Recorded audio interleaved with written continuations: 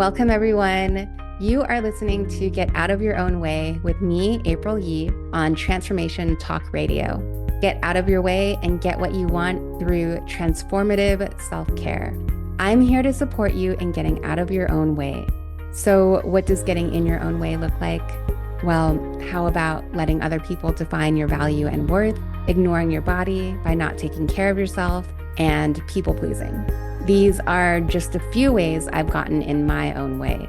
In this show, I'll share new perspectives on self-care practices so you can discover options and choices for expanding what's possible for you and your life. In each episode, I have questions for you, and when you take the time to answer them, they'll help in building up your belief about yourself. I believe that when we get good with ourselves, we get good with our lives and the world. Get out of your own way starts now. Hi, everyone. You are listening to Get Out of Your Own Way on Transformation Talk Radio, episode 21. The concepts I talk about in each episode are things I wish I learned sooner to support myself and get out of my own way. So I hope these ideas are coming to you when you need them. Today, I'm happy to have Jordan Golani join me. And I know Jordan from our holistic life coaching program that we both participated in. I met Jordan back in 2018, and we've kept in touch since then, have had really fascinating and enjoyable conversations. And I really just appreciate his insights and how he loves to think about things and keep learning. And so I'll read his bio. Jordan Golani is a realtor and entrepreneur based in San Francisco, California. He possesses a diverse background, which includes military, emergency medicine, adventure sports, and holistic coaching. Jordan is an avid, lifelong student of self-development and holistic wellness practices.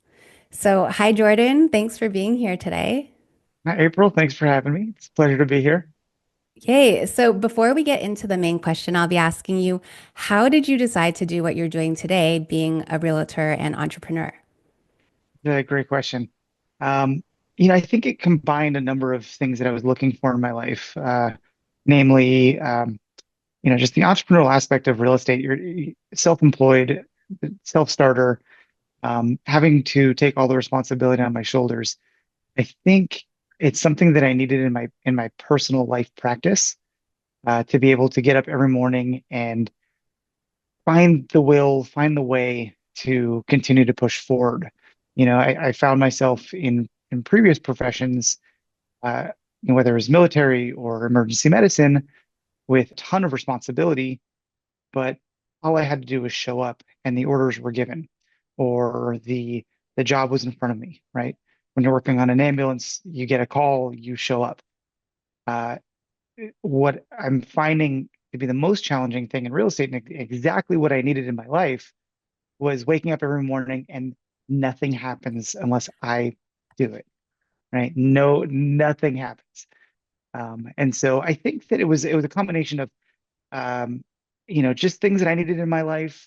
Plus, I've been involved in real estate for my entire life, whether it's property management with my family, who owns multiple properties in the San Francisco Bay Area and some on the East Coast. I've been investing since my 20s. Um, and it's something that I've always had my eye on.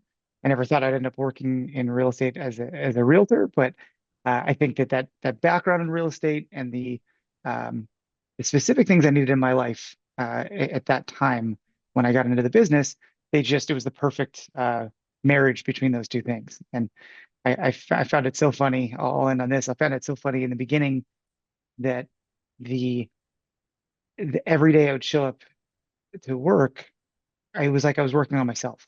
It Mm, had nothing to do with real estate. It was pretty incredible. wow. I mean, just as you say that, I'm curious, how different does your life look now compared to when you first started? And Total what's 180. different?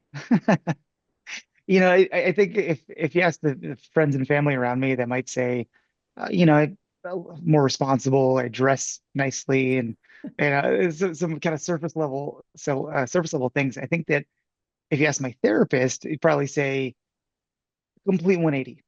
I Mm, think that it again it directly targeted the things that I needed to work on in my life.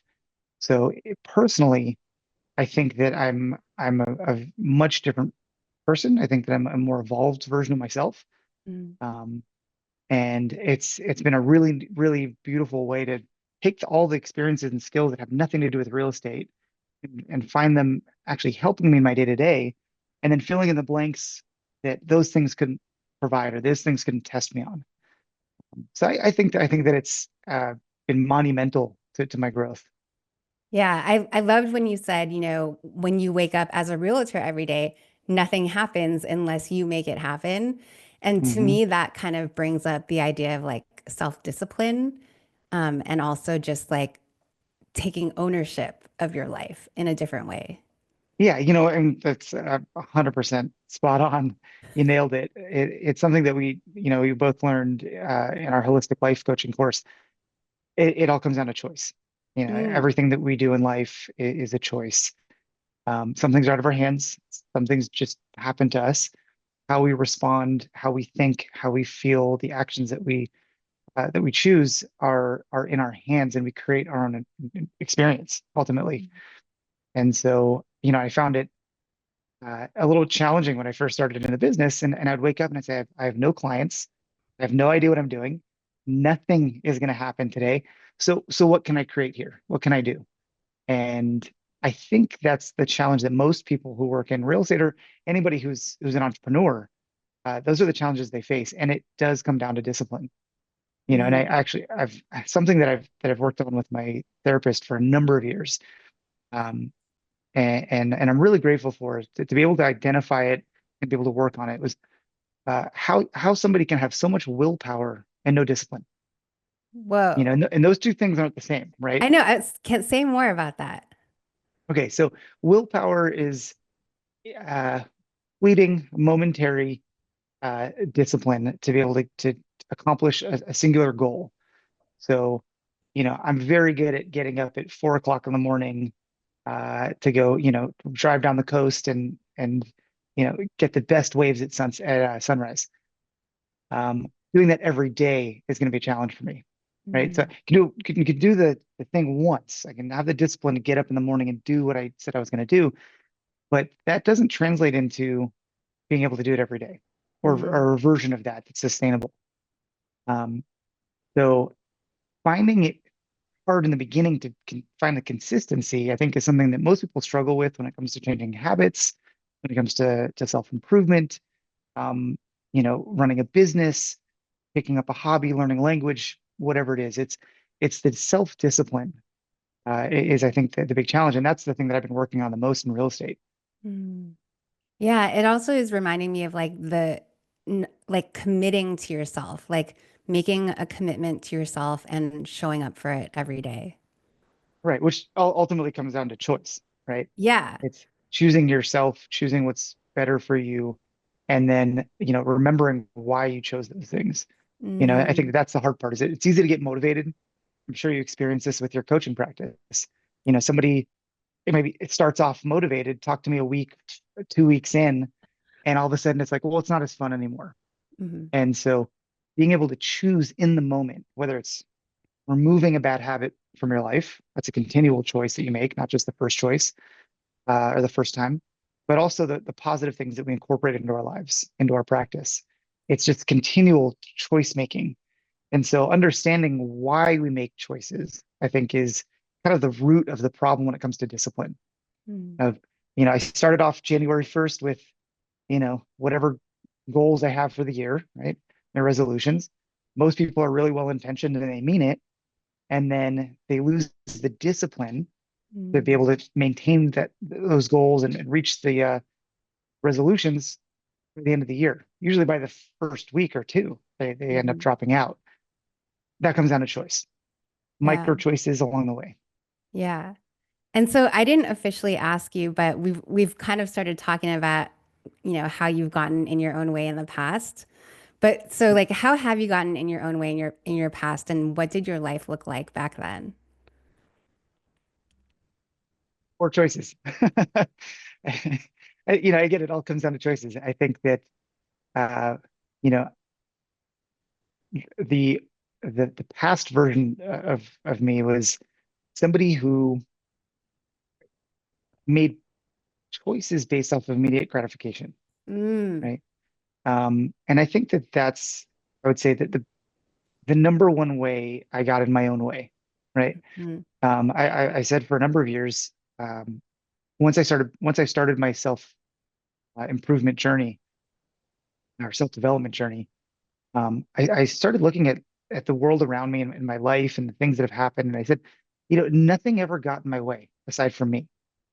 And I mm, think that was a really important insight to understand that, there was no big event that happened that derailed my life. And some people have that happen to them. And I didn't, and I started to go, yes, there's, universal human traumas and experiences in life that happens, but every step of the way that my life derailed or took a turn for the worse or, wasn't where I wanted it to be, I could look in the mirror and say that it was just choices that got me there, my choices.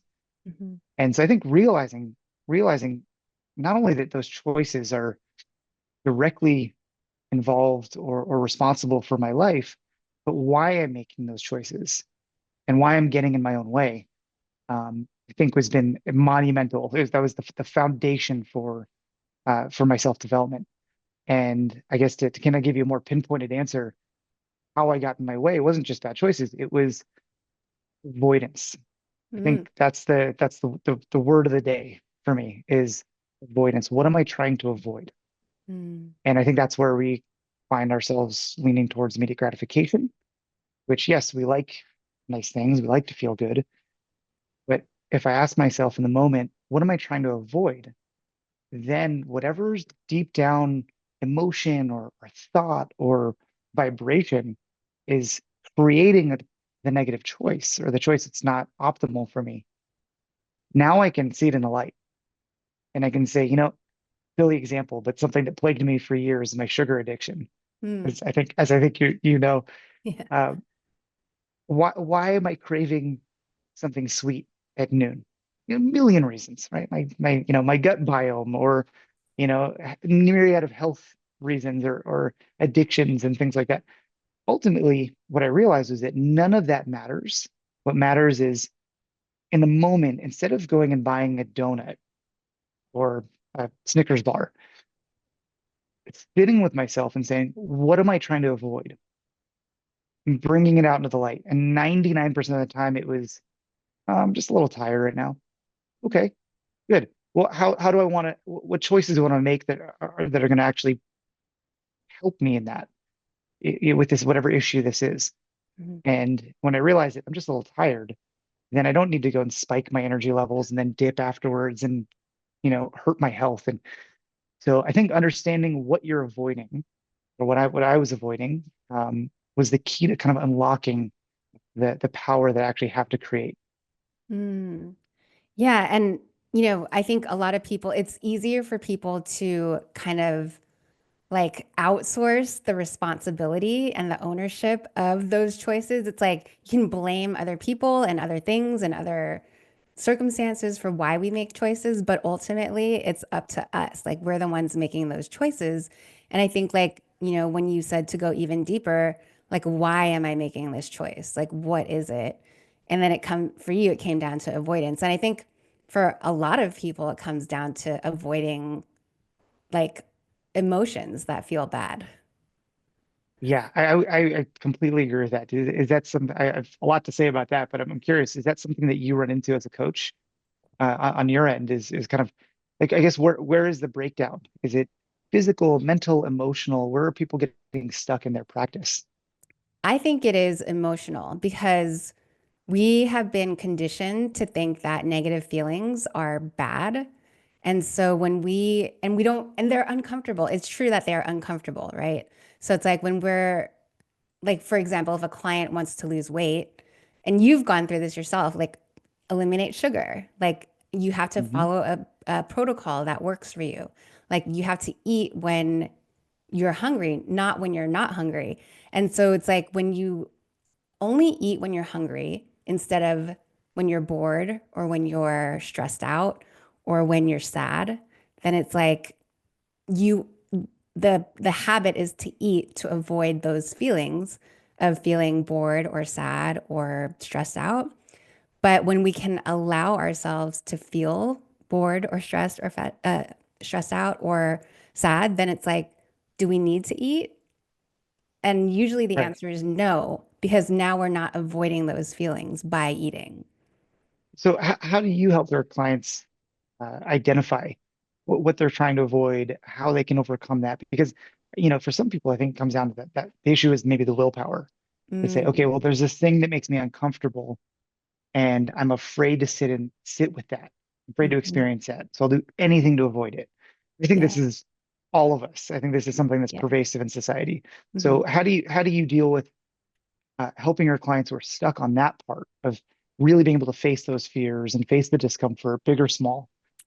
I think that we have a misconception of our emotions. Like we think that our emotions, especially the negative ones, even some of the positive ones, can be so powerful and overwhelming. But it's because we've been resisting them instead of allowing ourselves to feel them.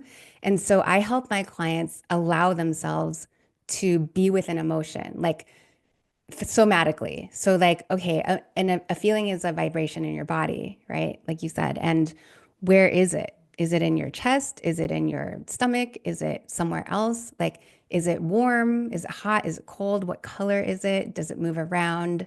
Is it heavy, light? So just being with the emotion and like recognizing, like, wow, okay, an emotion that I thought might kill me, it can be here in my body with me. I'm not going to die. So that kind of decreases the fear of experiencing emotions. And then when we realize like an emotion is just a vibration in our body, it becomes less powerful. And we recognize that we can actually be with it. And so it's not something to avoid with food, with alcohol, with work, with whatever. Yeah, that reminds me of early on in my self-development practice. I think probably around the time that you and I met, I was so focused on feeling good and changing for the better and having these positive vibrations and emotions and thoughts, and that was the ultimate focus and goal. And they say it's impossible to be happy all the time, right? That's Mm-hmm. not really an achievable goal. I think it took me a long time, and maybe a lot of people it takes them a long time to realize that that's not something that you can really sit in. And it's not really about being happy. It's more about being positive all the time, especially when you're trying to move from a negative space. Whatever issue you're trying to move past, the way the way to overcome that is actually through it. It's Mm-hmm. not by turning around and walking away. There's Yeah. no such thing as, just walking away from your trauma, walking Mm-hmm. away from a negative, experience that you've had, or a bad habit of thinking, or even an actual bad habit, right? Mm-hmm. Like anybody who smokes cigarettes knows that you can't just walk away from that one and put the pack down. It's going to follow you. And so the way to go through that sorry, the way to get over that is to go through it. Mm-hmm. And I think that when we first met, my challenge was um, dealing with all the negativity that I was trying to leave behind after about 10 years of military and emergency services.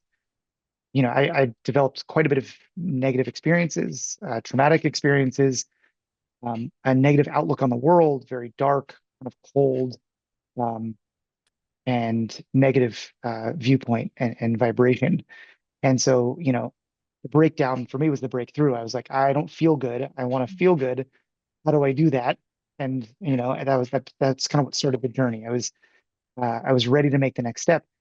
The next step for me at the time was, let's just move away from all the negativity and move towards the positivity. And I think the next steps later on, years later, was realizing that all I did was avoid the Mm-hmm. negativity. And I struggled with, well, I'm trying to feel positive. Why am I not feeling positive? What's the breakdown here? What's my issue? What's wrong with me that I can't achieve this happiness that I'm seeking? And it wasn't until I realized that I'll never be happy until I'm actually sad, or until I'm actually scared, or Mm-hmm. actually angry, right? I can't just have the positive. And there's Yeah. a lot of negative that I have to work through and just not be afraid of. And so it's not about becoming negative or kind of like sitting in those things for too long. But what I found is a multi-step approach to creating positivity And that's if I feel something, some negative emotion, usually it starts with a thought. Mm-hmm. Weird thought pops into my mind, and then all of a sudden I'm triggered and I'm not feeling good. And now it's my vibration. In that moment, saying, okay, let's be with that. Let's feel that. And then what I find is it actually becomes a wave that comes over me. And just like you said, I try to kind of not fight it, not uh I don't try to exacerbate it. I just try to sit with it, let it do what it wants to do, identify where it is in my body, how it feels. And ultimately what it is it's like if you're afraid of the dark, just be in the dark. It's okay. There's no boogeyman. It's not Mm-hmm. gonna hurt me. I'm not gonna avoid it, whatever this discomfort is. The second I do that, what ends up happening is it comes into the light. Mm-hmm. It's out of the shadows now. It's not in me anymore. It's on the table in front of me. And now what I can do is I can say, you know what? I'm going to let go of that. I don't want that in my life anymore. That's not actually helping me. Um, I'm not avoiding it from the get-go. I'm releasing it. And it has Mm-hmm. to actually be outside of me. And I experience that through actually feeling it.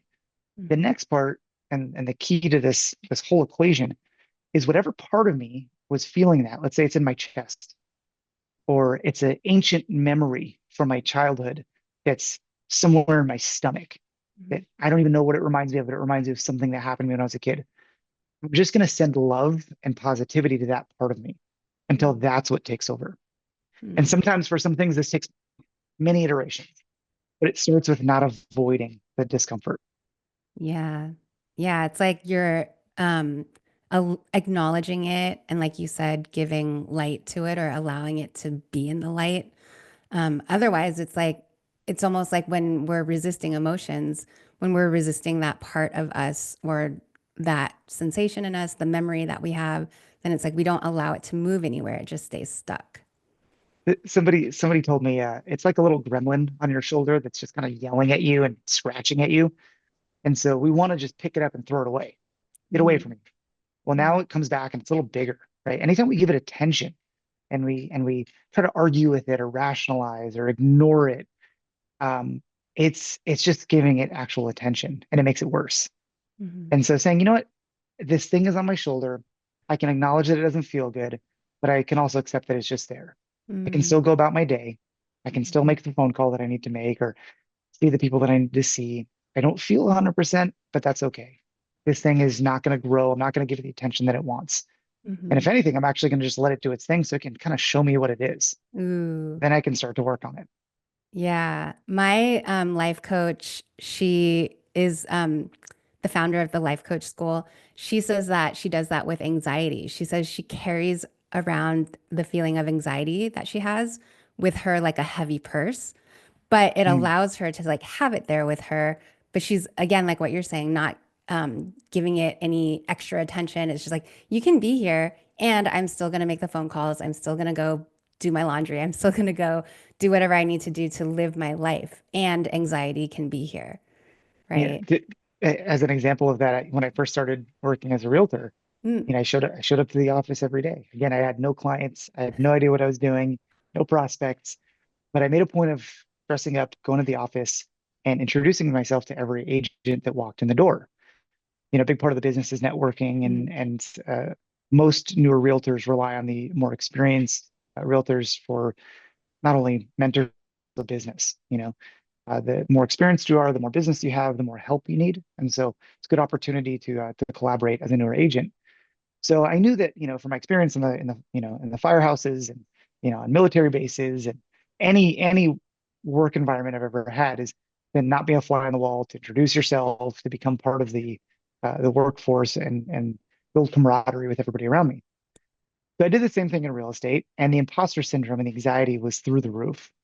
yeah. And I realized though that every single time I get up and I shake hands with somebody that I haven't met before, a big shot realtor, although I'm nervous, I might be self-critical, I am scared at times.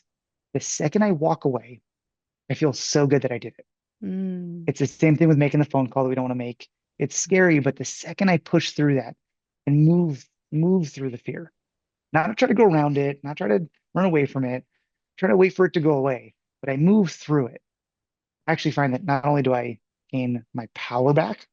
I feel better, and it's released from my body. Mm, yeah. And then the next time I do it, it's a little bit easier. It's kind of like stage fright, right? Uh-huh. It works the same. It's the same principle. Yeah. I can see how that is really powerful. And it's almost like you're building a muscle to be able to do it again and again, even though it feels maybe overwhelming or intimidating going into it. But it's like the more you do it, maybe the initial feeling decreases every time a little bit. And like you get to feel the after effects where you know you'll feel good after doing it too. And that gives you evidence that you can go and do it again. I like that you said, the reward. I think it's retraining our brains to understand that reward doesn't come from immediate gratification. Mm, Reward actually comes from hard work. And in this case, it's not necessarily hard work outside of ourselves, but it's the internal hard work. mhm, It's pushing through something, that part of the brain that's being exercised, that's saying, hey, I don't want to do this, but I'm going to do it. That ties back to willpower. And the mhm, more you do that, it ties back to discipline. And that comes down to not avoiding, and that comes down to choice. And so bringing it full circle here, I think that's the moral of the story is, what am I trying to avoid? I'm going to work through that. That's the choice that I'm making in the moment. And that's actually how I exercise my willpower. And by continuing to recognize I'm not going to avoid, and I'm going to make the choice, and I'm going to work through it, then you start to create a little sense of discipline when you mm, realize that I made a choice because I'm not afraid. I made a choice because I can do it. So if you're quitting some kind of a bad habit, and we all know how tough that can be, and how it's a continuous choice. Sometimes every minute of every day, you have to choose to quit that bad habit. Um, that part of the brain that's being exercised is the exact same as saying, I want to learn a new language. It's yeah. all about that personal discipline, that personal choice, and understanding why we're making choices and why we're not making choices. Hmm. So it sounds like the message today is that with our choices, we get to choose how we show up in our lives and like take responsibility for what we're creating. I actually really liked what you said earlier. It's like, what can I create today? And that just like gives us all our power back because then we're like, okay, I'm responsible for creating my life the way I want it to look. Yeah, I love that. For me, it's my business, but it's not just Mhm. my business. It's my entire day. It's, how do Yeah. I want to feel? Who do I want to be? What do I want to show up as today in the world? Yeah. And I think anybody can do that anywhere, in any profession, any stage of life, Yeah. really. That's amazing. Well, thank you so much, Jordan, for being here today. I could just talk to you like for a lot longer, but I'm so Always. glad that you joined me for this episode of Get Out of Your Own Way. And thanks to everyone listening. I'm so glad you joined me for this episode of Get Out of Your Own Way as well. And to go even deeper, you can join me for Self Care Sundays, monthly drop in sessions, and you can find out more at thehealingmodalities.com. You can also sign up for my weekly Self Care Seeds newsletter there. And I'll put Jordan's contact info, his Instagram handle, in the show notes where you can connect with him. Do you want me to also put your LinkedIn info there, Jordan? No, no, it's okay. I think it's just social side. Okay. Okay, we'll stick with Instagram. Join me again for Get Out of Your Own Way every other Thursday at 6:30 p.m. Eastern, 5:30 p.m. Central, and 3:30 p.m. Pacific time. Next time on Get Out of Your Own Way, I'll have another guest join me to talk about how they've gotten in and out of their own way.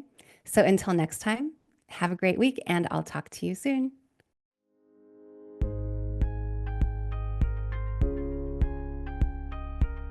You have been listening to Get Out of Your Own Way. Get out of your way and get what you want through transformative self-care with me, April Yee. Tune in every Thursday at 3:30 p.m. Pacific on Transformation Talk Radio. In each episode, I present new questions that support you in building up your beliefs about yourself. To connect with me or for more information, you can email me at thehealingmodalities@gmail.com or visit my website, thehealingmodalities.com. See you soon.